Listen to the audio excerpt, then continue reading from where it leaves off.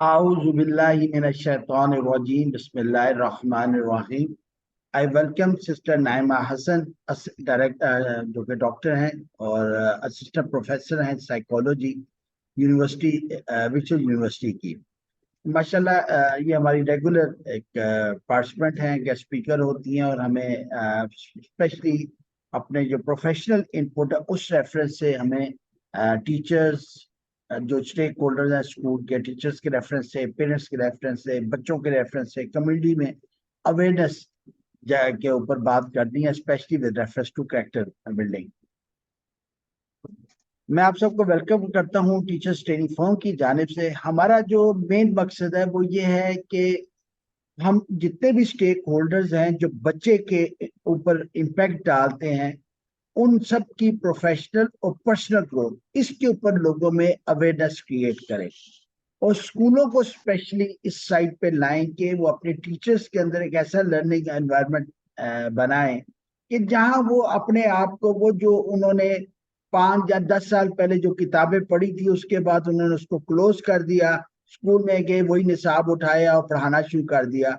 तो बच्चा जो रोजाना टीवी पे एक लेटेस्ट न्यूज देखता है और कश्मीर के ऊपर अगर वो बात देख रहा होता है और टीचर उसको वो 1902 की बात बता रही है तो बच्चा फिर एक कम्युनिकेशन गैप देखता है और फिर वो टीचर का रिस्पेक्ट भी बेसिकली वो उस तरह नहीं कर सकता जिस तरह की हम एक्सपेक्ट कर रहे होते हैं। और उसमें बेसिक जो अगर कंट्रीब्यूटरी फैक्टर है वो टीचर बताते खुद है कि उसने अपने आप को अपडेट नहीं किया। तो ये बहुत इंपॉर्टेंट फैक्टर है।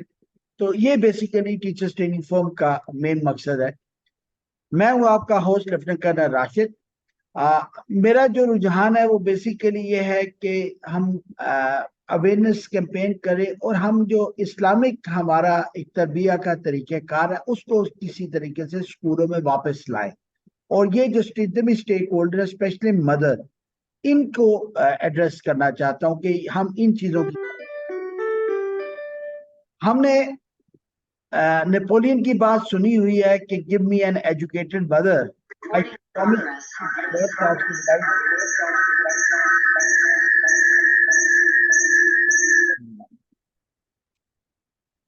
Give me an educated mother I shall promise you the birth of civilized educated nation. ये नेपोलियन ने बात की थी और हमारी इसी बात को 1500 साल पहले हजूर अकरम सल्लल्लाहु अलैहि वसल्लम ने फरमाया था कि there is no gift a parent can give his child that is better than good manners. आज हम देखते हैं कि सिर्फ 7% जो है आईक्यू जो कि हमारे पूरे एकेडमिक ईयर 16 साल में जिसपे स्ट्रेस हो रहा था वो आईक्यू पे हो रहा है और बच्चे की जिंदगी पे 7% उसका इम्पैक्ट है। रेस्ट ऑफ द इम्पैक्ट में सबसे important factor is good manner. तो इसी चीज को देखते हुए सिस्टर नाइमा से हमने रिक्वेस्ट की कि काइंडली आप हमें प्रोफेशनल अपने साइकोलॉजी के पॉइंट ऑफ व्यू से हमें काइंडली एजुकेट करें। तो I welcome sister Naima. Sister Naima अपनी थोड़ा बहुत रिसर्च और रेफरेंस से थोड़ा सा पार्टिसिपेंट को मुतारिफ करा दें ताकि इनको भी बात ज्यादा बेहतर समझ आ सके कि आप किस पॉइंट ऑफ व्यू से बात करेंगे। जी प्लीज। ऑलराइट, बहुत शुक्रिया sir, thank you for inviting me. थोड़ा सा मैं अपना बैकग्राउंड पहले आपको बता दूं। Currently I am working as assistant professor in virtual university in department of psychology. इससे पहले मैंने as a consultant psychologist serve किया है सिटी हॉस्पिटल में।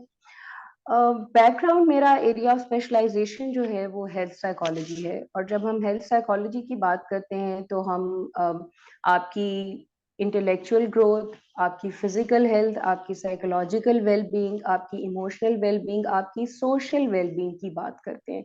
बेसिकली हम आपकी वेलबींग को एड्रेस करते हैं और उसमें ये सारे एस्पेक्ट्स आ जाते हैं और उसमें तमाम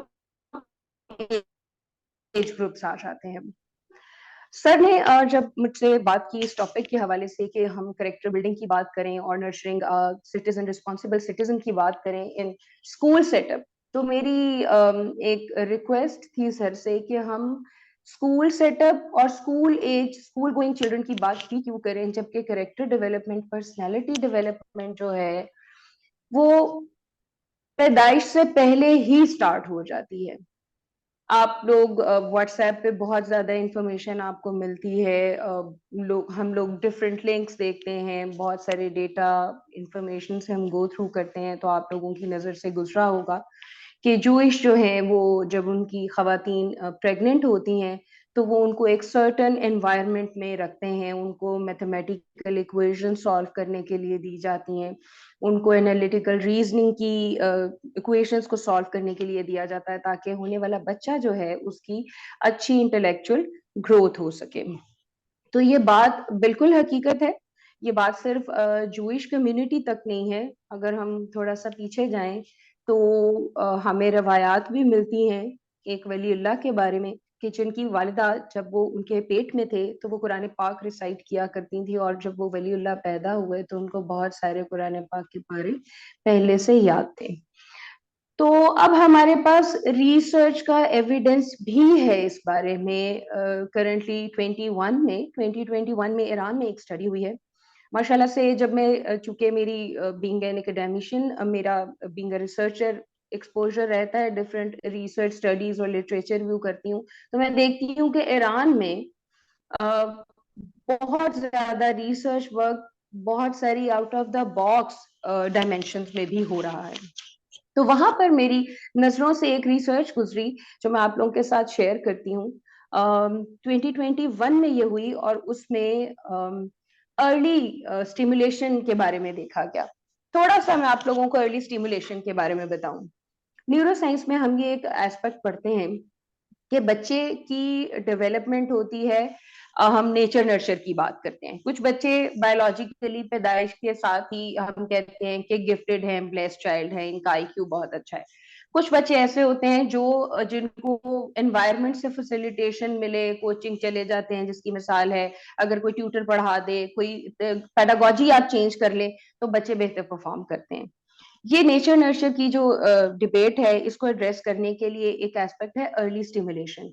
अर्ली स्टिमुलेशन कब दी जाती है? जब बच्चा अभी माँ के पेट में होता है। अगर उस टाइम पे फीटस को अर्ली स्टिमुलेशन दी जाए तो उसके इफेक्ट्स आफ्टर बर्थ आप देख सकते हैं। तो ईरान पे ये स्टडी हुई, कुछ मदर्स थी, उन्होंने 27 मदर्स ली, उनको एक स्पेसिफिक एनवायरनमेंट में रखा गया, उन पे 27 वीक तक और onwards control group experimental group था, और खवातीन को दो चीजों से एक्सपोजर दिया गया। एक, मोजार्ट म्यूजिक उनको से सुनाया गया इन डिफरेंट इंटरवल्स, और सेकंड उनको जो इंटरवेंशन दी गई वो थी ह्यूमन मोरल ग्राउंड्स और एथिक्स के बारे में उनको इंफॉर्मेशन दी गई। खवातीन को कहा जाता था कि वो रात के टाइम में दो काम करें, दिन में उनको मोजार्ट म्यूजिक सुनाया जाता था और रात में उनसे कहा जाता था कि वो जेंटली अपने पेट पे हाथ रखें और अपने बच्चों के साथ कुछ एथिकल इश्यूज पे, ह्यूमन के पॉजिटिव एस्पेक्ट्स पे, मॉरल गुड्स पे बात करें, इंटरएक्टिवली बच्चों के साथ बात करें, जस्ट लाइक के बच्चा उनके सामने बैठा है और वो उसके बारे में बातचीत करेंगी। इसमें दो चीजों को असेस किया गया था, एक टैक्टाइल और एक उनकी ऑडिटरी एलिमेंट को, कि बच्चों की ऑडिटरी सेंस क्या होती है डेवलप, और टच का एहसास बच्चों में डेवलप होता है या नहीं। तो आफ्टर 27 वीक जब फर्स्ट असेसमेंट की गई तो देखा गया कि वो बच्चा जो है वो मदर टच को रिस्पॉन्ड करता है, फीटस उसको भी रिस्पॉन्ड करता है। और जब पैदाइश के बाद देखा तो बच्चे अपनी माँ की आवाज को बहुत अच्छे से पहचानते थे, फादर की आवाज को बहुत अच्छे से पहचानते थे, और राइट आफ्टर बर्थ वो रिस्पॉन्ड कर रहे थे अपनी मदर की आवाज को, और जो स्पेसिफिक उनको म्यूजिक सुनाया गया था। और उन बच्चों में आफ्टर एक लॉन्गिट्यूडनल स्टडी की गई और देखा गया कि उन बच्चों को आफ्टर 1 ईयर उनकी कुछ पॉजिटिव जो मोरल ग्राउंड्स हैं, एथिक्स हैं, उन पे बच्चों के रिस्पॉन्सेज डिफरेंट थे, दूसरे बच्चों के रिस्पॉन्सेज डिफरेंट थे। ठीक है, बच्चा जब इन्फेंसी की स्टेज पे होता है तो वो नो के वर्ड को प्रोसेस करना शुरू कर देता है। तो उन बच्चों को नो का वर्ड जब किसी चीज से मना किया जाए तो उनका रिस्पॉन्स डिफरेंट था, और दूसरे बच्चों का रिस्पॉन्स रिलेटिवली एग्रेसिव या रोना धोना वाला था।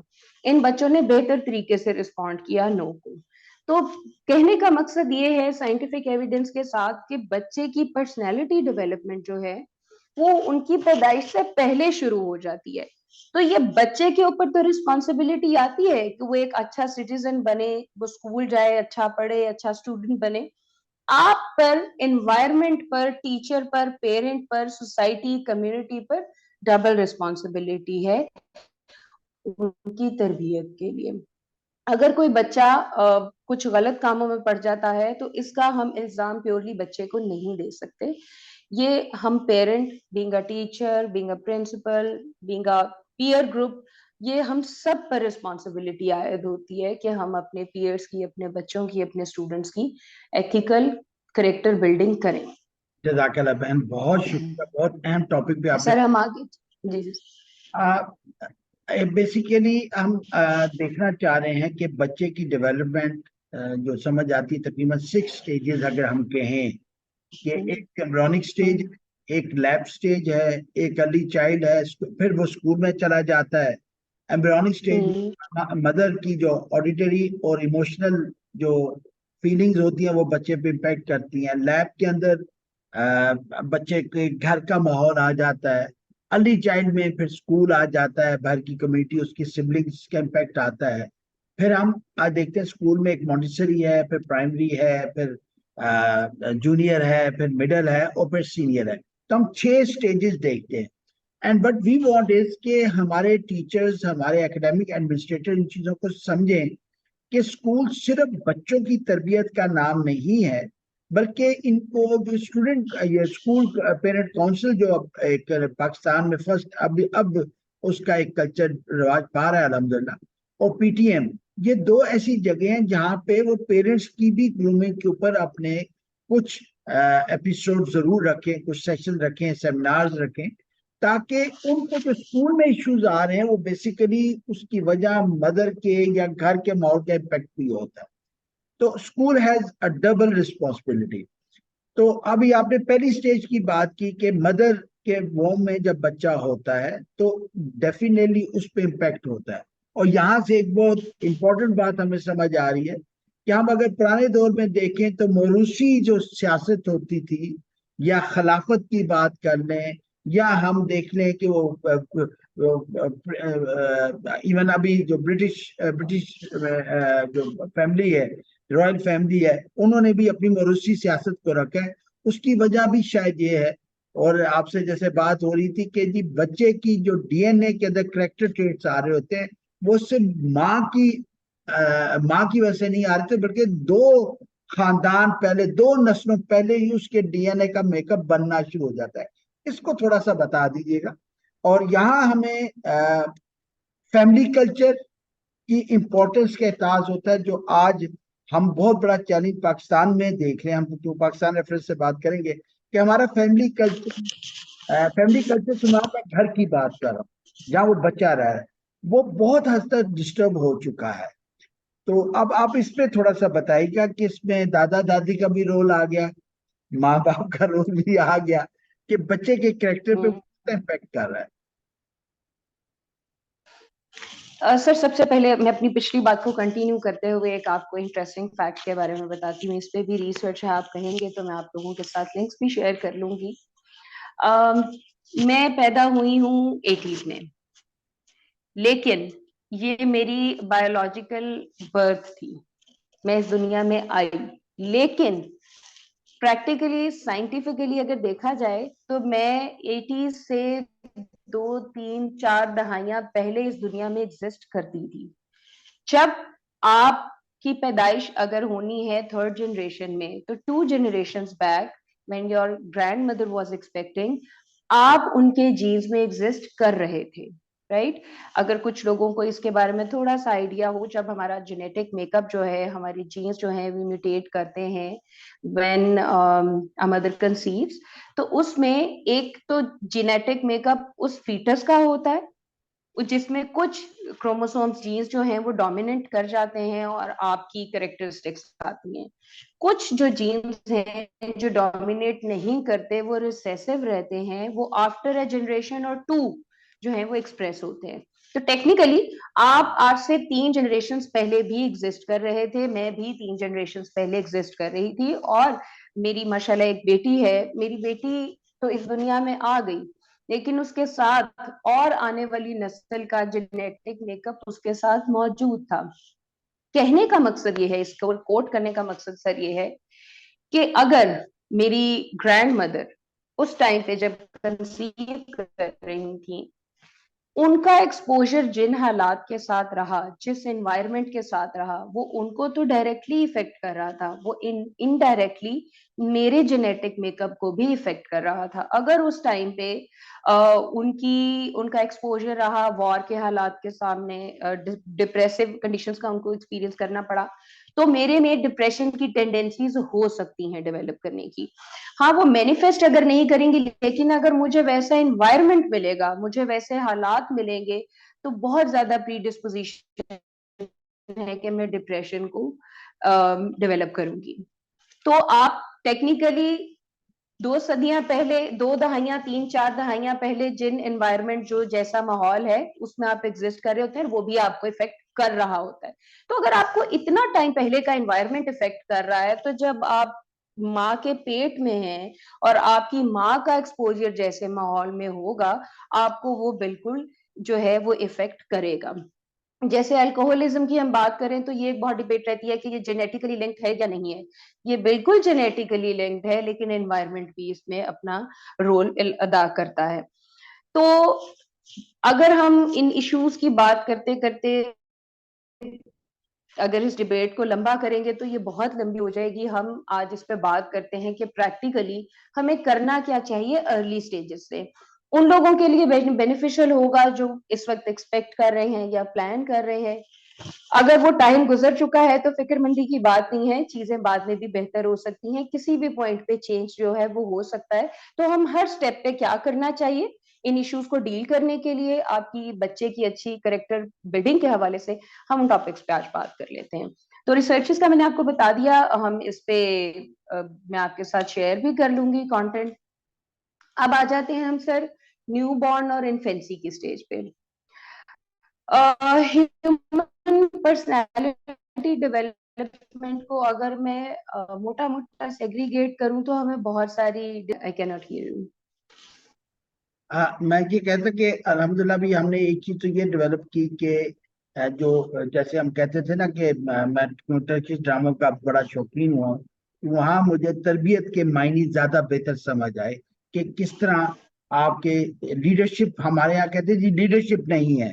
तो लीडरशिप क्यों नहीं है? क्योंकि हमारे यहाँ कोई फैमिली वैल्यूज उस तरह एक स्ट्रॉन्ग बॉन्ड एग्जिस्ट नहीं करता, और वो स्ट्रॉन्ग नहीं करता। जनरेशन टू जनरेशन ट्रांसफर नहीं हो रहा। That's why we don't have leadership. तो लीडरशिप अचानक एग्जैक्टली। नहीं आ जाती, ना इम्पोर्टेड होती है ना एक्सपोर्टेड होती है। ये तो आपकी मेहनत होती है जो मदर के वूम में भी होती है और मदर की लैब में भी होती है। अच्छा, मैं एक चीज की तरफ आपकी तवज्जो दिलाना चाहूंगा, वो ये है कि मदर वूम में जब बच्चा होता है, हमें पता है आईटी का इम्पैक्ट बहुत ज्यादा है, और घर के माहौल का जिसमें डांट डपट, खास में हमारे यहाँ जो लेडीज में हस्बैंड एंड वाइफ की आपस में थोड़ी सी चपकलस, या ज्वाइंट फैमिली में, और ज्वाइंट फैमिली में ना हो तो भी माँ के लिए कुछ और इश्यूज है, ज्वाइंट फैमिली के एडवांटेजेस एंड डिसएडवांटेजेस। तो डू यू थिंक कि बच्चे के ऊपर जब मदर वूम में होता है तो आईटी का फैक्टर इम्पैक्ट कर रहा है, और मदर को किन चीजों का ख्याल रखना चाहिए ताकि बच्चे के ऊपर इम्पैक्ट ना आ जाए? इसको थोड़ा सा हाईलाइट कर दिए। जी सर, ऑब्वियसली टेक्नोलॉजी का इफेक्ट तो है, प्रेग्नेंट फीमेल्स में भी है।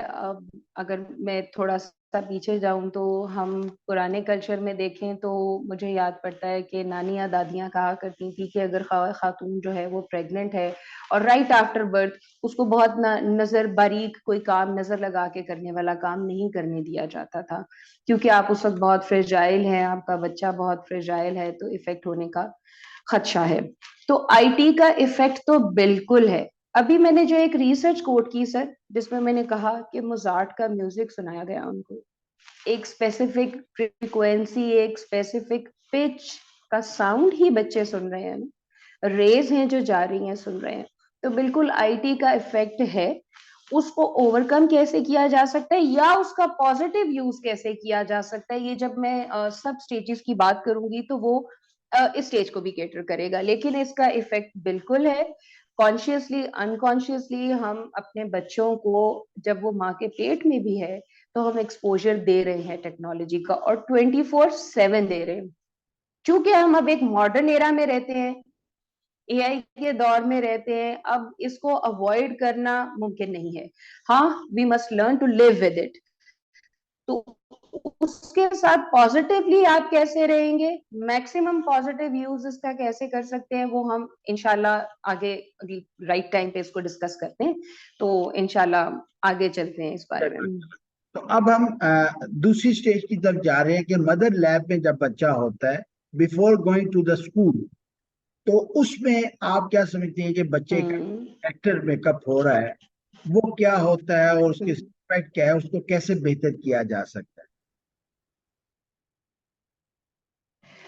सर पहले ब्रीफली मैं सेग्रीगेशन की बात करूं, बच्चों की डेवलपमेंट की, तो डिफरेंट आपको इस पे डिविजन्स डिस्ट्रीब्यूशंस मिलेंगी।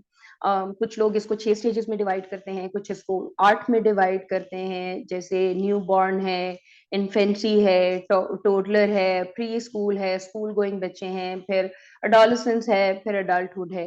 तो डिफरेंट डिविजन्स हमें मिलेंगी। हम ओवरऑल एक जनरलाइज्ड जो क्राइटेरिया है डिवीजन का, उसको फॉलो करते हैं।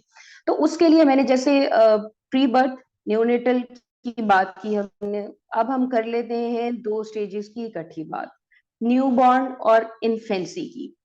न्यूबॉर्न टिल इन्फेंसी जो आपकी एज रेंज बनती है, वो तकरीबन पैदाइश से लेके आपके 12 मंथ्स तक बनती है। ठीक है। हर हर स्टेज पे एक इंपॉर्टेंट बात हमें याद रखने की जरूरत है। कोई भी आप स्टेज ले लें, उसमें बच्चे की 4 तरह की डेवलपमेंट हो रही होती है। बच्चे की physical development, intellectual development, emotional development और सोशल डेवलपमेंट। अब तक हम लोग आईक्यू के बारे में पढ़ते आए, फिर हमने इमोशनल इंटेलिजेंस की बात की, लेकिन अब जो रीसेंट जो स्टडीज हैं इंटेलिजेंस कोशेंट के बारे में, उसमें अब हम सोशल इंटेलिजेंस कोशेंट के बारे में भी पढ़ते हैं। ठीक है। तो अब बच्चे की किसी भी स्टेज पे हम डेवलपमेंट की बात करें, तो 4 तरह की डेवलपमेंट लाजमी हो रही होती है। उसमें फिजिकली डेवलपमेंट की बात करें तो कुछ माइलस्टोन्स हैं जिनको चेक किया जाता है कि इस एज से इस एज तक बच्चे को फिजिकली इतना डेवलप हो जाना चाहिए, और एक चार्ट है, उसके अगेंस्ट हम उसका माइलस्टोन ग्रोथ अचीवमेंट चेक कर लेते हैं। इंटेलेक्चुअल, इमोशनल और सोशल जो है, उसमें भी इंटेलेक्चुअल हम लिंक्ड कर देते हैं कुछ इमोशनल सोशल डेवलपमेंट के साथ। मैं पर्टिकुलरली आज जो बात करना चाहूंगी वो मैं सोशल और इमोशनल उसकी ग्रोथ और डेवलपमेंट के बारे में बात करना चाहूंगी। न्यूबॉर्न, अब कुछ लोग इस पे थोड़ा सा सरप्राइजिंग रिएक्शन भी देते हैं कि इतना छोटा बच्चा, न्यूबॉर्न की सोशल डेवलपमेंट कहाँ से हो गई, बच्चे सोशल डेवलपमेंट कहाँ कैसे डिस्प्ले करते हैं। तो अगर मैं देखूं तो न्यू बॉर्न्स जो हैं, अगर आप लोग देखें, कुछ बच्चे आपने देखा कि सोते में मुस्कुराते हैं, बच्चे स्माइल करते हैं, समटाइम्स आप उनको टच करते हैं तो वो स्माइल करते हैं, बच्चे रोते हैं, उनको भूख लगी है लेकिन उनको उनकी फीडिंग की नीड पूरी नहीं हो रही है तो वो रोते हैं। अगर उनको कहीं पे दर्द है तो उसके लिए उनकी क्राई डिफरेंट है। अगर उनको माँ का टच नहीं मिल रहा तो उसकी क्राई डिफरेंट है। तो ये जो क्राइंग एक्सप्रेशन है ना, डिफरेंट डिफरेंट, ये उनकी सोशल डेवलपमेंट को बता रहा है, क्योंकि इसमें कम्युनिकेट वो अपनी क्राई के थ्रू एक्सटर्नल एनवायरनमेंट के साथ कर रहा है। इमोशनल की बात करूं तो माँ जब बच्चे को कंधे से लगाती है और थपकी देती है तो बच्चा फौरन कामिंग स्टेज में आ जाता है। ये उसकी इमोशनल डेवलपमेंट है। तो बच्चे न्यूबॉर्न जब होते हैं तो भी वो सोशल डेवलपमेंट का डिस्प्ले करते हैं, बिल्कुल। ये कुछ मिसालें मैंने आपको दी। सोशल डेवलपमेंट न्यूबॉर्न में देखें तो वो आई कांटेक्ट को मेंटेन कर लेता है, राइट। तो ये उसका कम्युनिकेशन है एक्सटर्नल लोगों के साथ, इंटरैक्ट करते हैं मुस्कुराते हुए, रोकर और आई कांटेक्ट मेंटेन करके। तो ये उनकी इंटरेक्शन है और वो उसको एंजॉय भी करते हैं और डिसलाइक भी शो करते हैं। फिर हम बात करें 12 मंथ्स तक, इन्फेंट्स की बात करें, तो इस स्टेज पे बच्चे रिकॉग्नाइज करना शुरू कर देते हैं जो एक्सटर्नल ऑब्जेक्ट्स होते हैं, म्यूजिक को नोटिस करना शुरू कर देते हैं। Earlier we were discussing about it sir, like कि एक बच्चा सो रहा है और वो पाँव में खेल रहा है उस तरह से जैसे वो मोबाइल के साथ खेल रहा है। तो बच्चे नॉइज में डिफरेंशिएट करना शुरू कर देते हैं और म्यूजिक को रिकॉग्नाइज करना शुरू कर देते हैं। बच्चे आपकी फैमिली, क्लोज फैमिली मेंबर्स जो हैं उनकी वॉइसेस को रिकॉग्नाइज करना शुरू कर देते हैं। मूवमेंट्स को एंजॉय करते हैं वो बच्चे, खेलना पसंद करते हैं बच्चे, क्रॉलिंग शुरू कर देते हैं, चलना शुरू कर देते हैं, तो वो मूवमेंट को अपनी एंजॉय करना शुरू कर देते हैं। छोटे छोटे लफ्ज बोलना शुरू कर देते हैं, हाथ उठाते हैं, चीजें ग्रास्प करते हैं, आपको रिस्पॉन्ड करते हैं। लाइक छोटी सी हम गेम्स खेलते हैं बच्चों के साथ, पीकाबू, तो ये बच्चों की सोशल कम्युनिकेशन है, इंटरैक्शन है लोगों के साथ। इसी तरह के और जेस्चर्स हैं। इस स्टेज पे मैं कहती हूँ कि बच्चे को नो का मीनिंग बहुत अच्छे से समझ आता है, बच्चा रिकॉग्नाइज कर लेता है। अगर बच्चा किसी गर्म चीज को हाथ लगाने जा रहा है और आप उसको रोकते हैं और आप उसको कहते हैं नो, तो इतना छोटा बच्चा भी प्रोसेस करता है कि नहीं का मतलब है कि मुझे रुक जाना चाहिए, ये लिमिट है, ये बाउंड्रीज है। ये जो बाउंड्री का वर्ड मैंने यहाँ यूज किया है, मैं इस पे आपकी स्पेसिफिकली तवज्जो दिलाना चाहती थी। अभी आप बात कर रहे थे जॉइंट फैमिली सिस्टम की और जो लोग न्यूक्लियर फैमिली में रहते हैं उस हवाले से भी। तो ये जो बाउंड्री सेटिंग है, अगर 1 साल का बच्चा, कुछ महीने का बच्चा उसको रिकॉग्नाइज कर रहा है कि ये जो नो है, ये मेरी लिमिट है, इसको मुझे क्रॉस नहीं करना, तो ये हमें बताता है कि बच्चे की करेक्टर पर्सनालिटी डेवलपमेंट इतनी छोटी एज से, अर्ली स्टेज से ही स्टार्ट हो जाती है। अगर हम वहां पर रिस्ट्रिक्शन नहीं लगाते, उनको अच्छे बुरे का फर्क नहीं समझाते, तो हम अपना रोल अच्छे से प्ले नहीं कर रहे हैं। क्योंकि एक मिथ है या स्टीरियोटिपिकली एक अंडरस्टैंडिंग समझी जाती है, इतने छोटे बच्चे को क्या पता चलेगा, इतने छोटे बच्चे को क्या पता चलेगा। बच्चे की पढ़ाई के हवाले से बात हो रही हो तो लोग कह देते हैं कि ये कौन सा पीएचडी इस टाइम पे कर रहा है। इसी तरह की आपको रियल लाइफ वर्बेटम्स मिलते हैं ना, एग्जांपल्स। तो नहीं, अगर 1 साल का बच्चा नो का मतलब समझ रहा है और आपको रिस्पॉन्स दे रहा है, तो इट मीन्स कि उसकी करेक्टर बिल्डिंग हो रही है और आपको डे 1 से ही उनकी अच्छी पर्सनैलिटी, करेक्टर डेवलपमेंट के लिए काम करना चाहिए। आपने एक बहुत इम्पोर्टेंट फैक्टर बताया, वॉइस रिकग्निशन का। हमारे यहाँ अब हम्म, टीवी का जो कल्चर पैदा हो गया, हम खबरों का जो स्टार्ट का म्यूजिक देखें, बड़ा ही बैंगिंग आता है, उसके कलर हम्म, बड़े ब्राइट है, स्पेशली रेड कलर आपको बहुत ज्यादा नजर आएगा। फिर हम हम्म, एंकर्स की स्पीचेस को देखें तो वो इतनी तेज बोलते हैं और बड़ा ही वो आपके ना सेंसेस के साथ खेल रहे होते हैं आपको। मैं ये कहूँ कि अगर आपको फ्रस्ट्रेट कर रहे थे तो गलत नहीं होगा। तो हमारे यहाँ जनरली कल्चर है, चाहे जॉइंट फैमिली हो या ना हो, कम से कम हस्बैंड तो लाजमन रात को खबरें देखेगा, टॉक शो देखेगा। अब इस स्टेज का बच्चा, वो है तो माँ की गोद में, हो सकता है साथ वाले कमरे में या टीवी रूम में हो। तो ब्रीफली बताएगा, हमारे पास अभी टाइम कम है, 5 मिनट के अंदर, कि क्या इसका भी कोई इम्पैक्ट बच्चे के कैरेक्टर पे पड़ता है, खास तौर पे इमोशंस पे, और इसको अवॉइड करना चाहिए ये? बिल्कुल पड़ता है, बिल्कुल पड़ता है, लेकिन इसको मैं ये नहीं कहूंगी कि ये इंटायरली नेगेटिव इम्पैक्ट है, ऐसा नहीं है। ये बिल्कुल ऐसा है कि अगर आप अपने बच्चे को बहुत रिजिलियंट और किसी भी एनवायरनमेंट में एडजस्ट करने वाला बनाना चाहते हैं, तो आप उसको हर तरह के साउंड का एक्सपोजर देते हैं, राइट। कुछ बच्चे होते हैं, आप देखिए, उनको बहुत पुरसुकून माहौल में उनको रहने की आदत होती है, कुछ बच्चों को बिल्कुल लाइट्स ऑफ करके सोने की आदत होती है, और कुछ बच्चे किसी भी माहौल में सो जाते हैं, एडजस्ट कर देते हैं, इतने थ्राइविंग साउंड्स पे रिएक्ट नहीं करते हैं। तो ये टोटली डिपेंड करता है कि पेरेंट की अप्रोच क्या है बच्चे की डेवलपमेंट को लेके।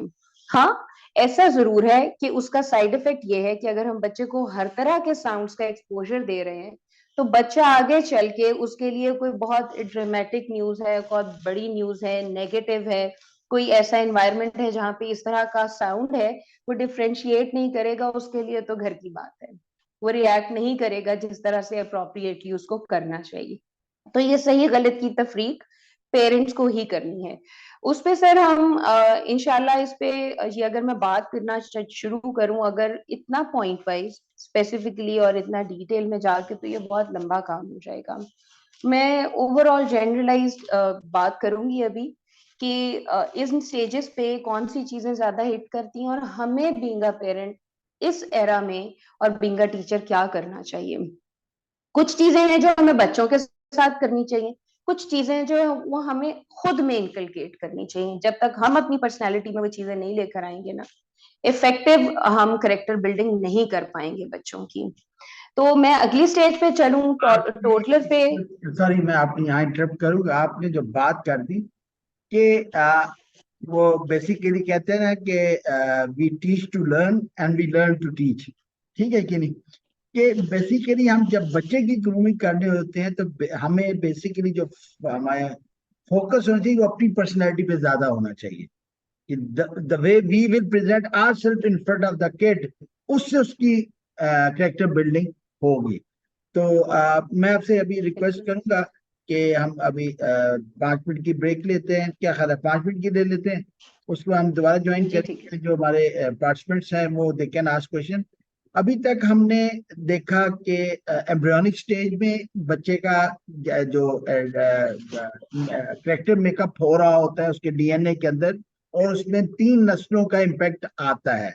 इसीलिए हम जो मोरूसी सियासत में देखते हैं कि भाई मोरूसी सियासत ज्यादा मेच्योर होती है, इसका डेमोक्रेटिक जो हमारा सिस्टम है उसकी वजह, उसने वो 3 जनरेशन में वो जो एक्सपोजर आ रहा है, उसका मेकअप बन रहा है, उसके डीएनए का, उसके अंदर करेक्टर का, तो उसका इम्पैक्ट हमें मिलता है। और इसी चीज को हम देखते हैं कि इंग्लैंड में इसको इस्तेमाल भी किया जाता है, वहां पे रॉयल फैमिली रूल कर रही है। दूसरा, हमने देखा कि जब बच्चा मदर की लैब में होता है तो वो भी उसका करेक्टर मेकअप हो रहा होता है। हम ये ना समझें कि जो कुछ घर में हो रहा है, मियाँ बीवी के दरमियान हो रहा है, या जो कुछ वो सुन रहे हैं उसका बच्चे पे कोई इम्पैक्ट नहीं, उसका डेफिनेटली बहुत इम्पैक्ट है। तो आगे हमारे पास 4 स्टेजेस हैं जो स्कूल के रेफरेंस से हैं। तो मेरी आपसे रिक्वेस्ट होगी कि काइंडली आप क्योंकि यहाँ पे स्कूल्स के लोग मौजूद हैं, कि हमारा जो मेन मकसद है कि अवेयरनेस दी जाए पेरेंट्स को, स्कूल्स को, एकेडमिक एडमिनिस्ट्रेटर्स को, कि जितने भी बच्चे के ऊपर स्टेक होल्डर इम्पैक्ट करते हैं उसके करेक्टर बिल्डिंग में, वो अपने आप को थोड़ा सा अपडेट करें आजकल के सिनेरियो के हिसाब से, और उसके मुताबिक फिर अपने आप को चेंज करें, ताकि उसको देखकर, उनके अपने पेरेंट्स को देख के बच्चे पे उसका इम्पैक्ट आए। और इसमें स्कूल का रोल बहुत ज्यादा इसलिए लीडिंग है कि स्कूल के लोग ज्यादा पढ़े हैं, पढ़े लिखे हैं जनरली पेरेंट्स से, तो they are the leaders in this regard. मेरी आपसे रिक्वेस्ट होगी, हम इंशाल्लाह 3 मिनट की ब्रेक लेते हैं। 10:40 पे इंशाल्लाह हम दोबारा मिलेंगे, और participants they can ask questions with reference to character makeup of a kid till हम मैट्रिक तक की बात करें। लेकिन अभी तक जो हमने डिस्कस किया वो हमने एम्ब्रियोनिक और मदर्स लैब के ऊपर बात की। Thank you very much sister Naima. Thank you इंशाल्लाह सर। हम 10:40, आपके पास भी टाइम क्या है? सर मेरे पास 10:38। 30 है, तो 10:40 पे 2 मिनट के बाद मेरे ख्याल मिल लेते हैं, क्योंकि कल फिर वर्किंग जी है कुछ लोगों का। तो 10:40 पे इंशाल्लाह दोबारा मिलते हैं। जजाक इंशाल्लाह सर। अस्सलाम वालेकुम थैंक यू सर। वरहमतुल्लाहि वबरकातुहू।